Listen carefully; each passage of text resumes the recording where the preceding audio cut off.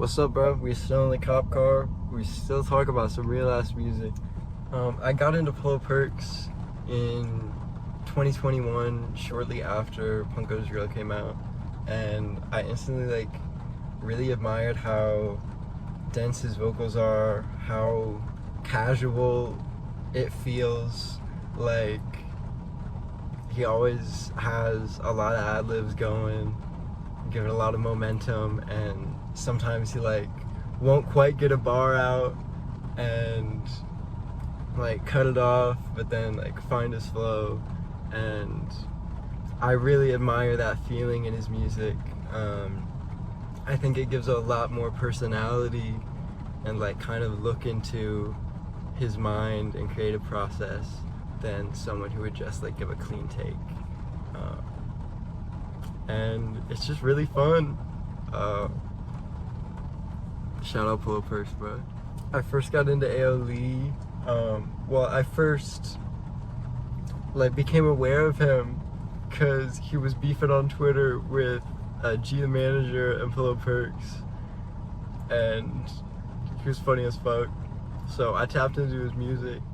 The first AYOOLII song I listened to was Happy Birthday FEARDORIAN, Proud FEARDORIAN, and I saw that on the timeline and thought it was just the sweetest, most sentimental thing ever, making a song for someone's birthday. And I listened to it, and it's a fucking banger. Like I said, AYOOLII songs are just so catchy, and that really carries over to this new album. Lots of great AYOOLII moments on here, and a lot of his stuff is fully self-produced, really simple beats with 4 on the floor claps, but you know, what works, and I find a lot more enjoyment out of artists that can self-produce their music, just because I think it's a lot more of a personal touch. They're really putting in the work and shit, and so much personality shines through in that. I mean, it's just cute.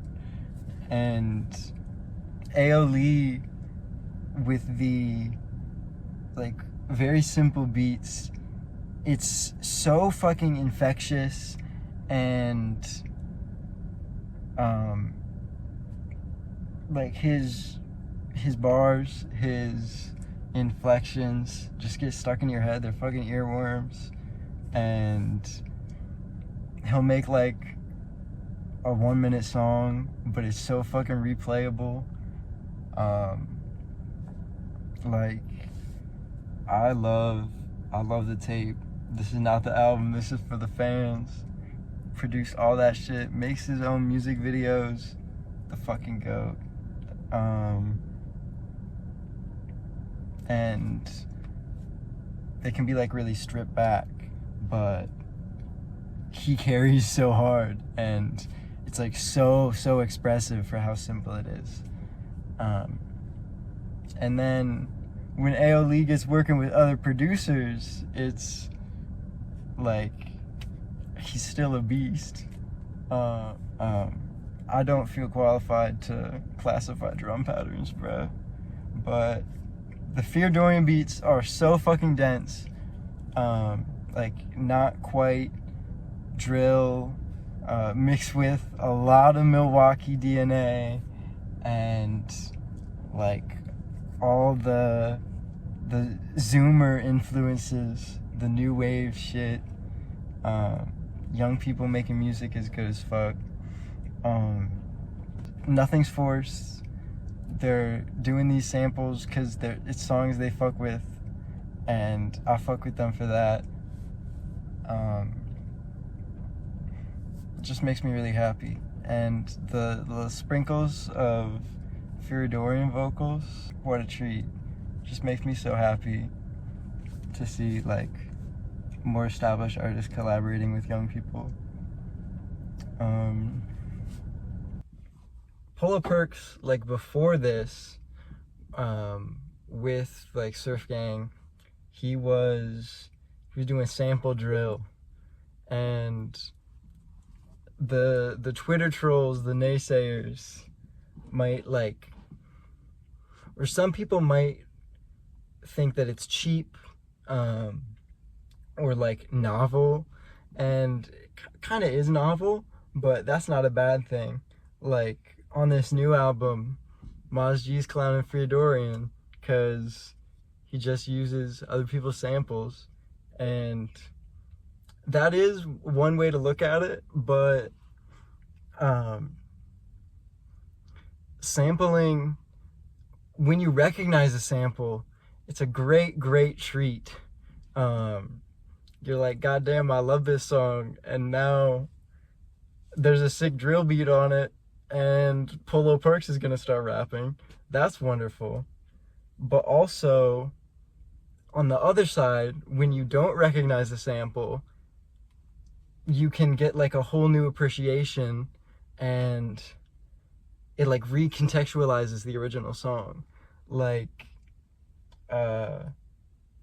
on Punk Goes Drill, starts with Everlong, and I don't fuck with the Foo Fighters. I had never listened to Everlong in my life, but now, like, that shit comes on the radio, I'm thinking Polo Perks immediately. I'm like, oh my god, when's Polo Perks gonna come in? And there's a lot of samples on A Dog's Chance that are great treats that I recognize, but I like the idea of someone coming into this album like they'd never heard MIA in their life, and Paper Planes comes on, they just think this is a really fucking good song. They don't think about a sample, and it like doesn't cheapen it at all. And then imagine them like listening to MIA and thinking, goddamn, when's Polo Perks gonna come in? Where's AYOOLII, bruh? Like, reminding them of that. Fuck, I'm going all over the place. So we got MIA. We got fucking Current Joys and Ricky Eats Acid. Well, Teen Suicide. I don't fuck with the teen suicide music like that, but I like Kitty a lot, so shout out Kitty. And I don't listen to Current Joys either, so like that's my first exposure to that song. If someone really liked that song, that's a great treat, but I fuck with Videodrome, I fuck with The Cure, so I approve. I think it is really cool to see artists clear samples and like appear as a feature. I just think it's really fun. You get a level of exposure that you don't normally get with most samples, and that can like lead to cool things. Like, I was saying, I could discover music that I wouldn't normally fuck with because it's sampled on one of these tracks. Like, I'm not fucking with the Foo Fighters still, but Polo Perks is putting me on to music that I would never be exposed to, and he knows a lot more about Midwest emo than I do, but good for him. I think it's a beautiful thing to integrate the music that you fuck with, you listen to all the time, into your own work, just as one, putting people on, like I was saying, and like making something completely new that would have never existed otherwise. Like, these aren't cheap sample flips. They are like, the drum patterns are so dense and the performances are so nice that it just makes me happy. I don't know. And they all play off each other so well. A lot of collaborative albums, I feel like, especially in like with bigger artists, can feel kind of forced. Like someone is just doing a verse on this track because it's the collab album, and they gotta, maybe I'm just talking about Drake, but I don't want to talk about Drake. But it can feel kind of forced, like they didn't need to all be on every track.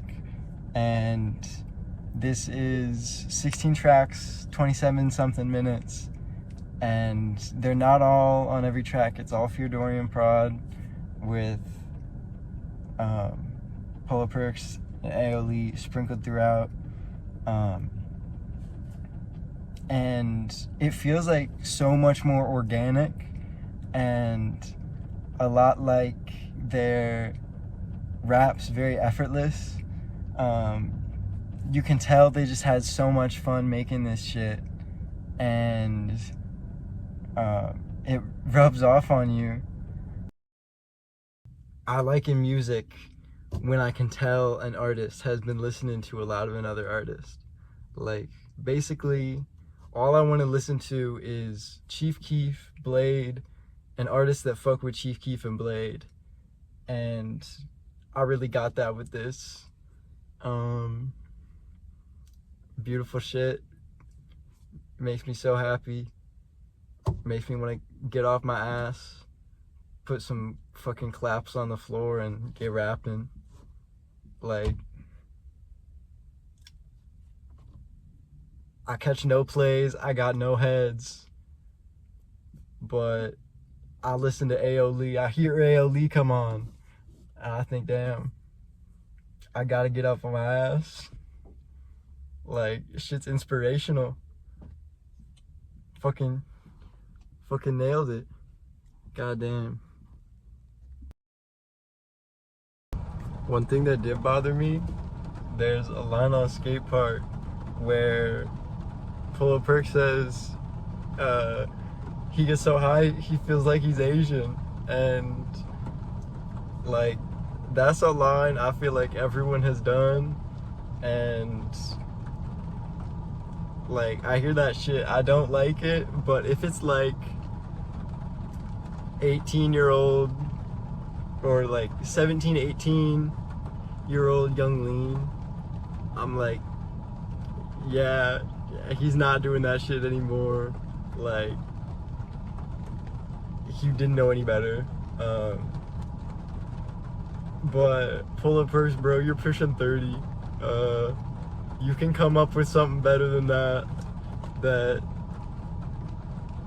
isn't fucking shitty like that. So, but I fuck with the Dyke bar, bro. You're onto something with that. I'm trying to remember what else on here. Oh yeah, I'm pretty sure they sampled a level from Scott Pilgrim the World, the game, or Scott Pilgrim versus the World, the game, which the soundtrack's by a man named Maguchi or something, some fucking nonsense, but I like it. And that was actually like one of the first electronic albums I got into, like, independently from anyone else. And I never watched the movie, I never played the game, but I fucked with the chiptune shit. And I'm glad Polo Perks, Feardorian, and AYOOLII are too. It's beautiful. Goddamn, I should probably pay attention to the road right now. Alright.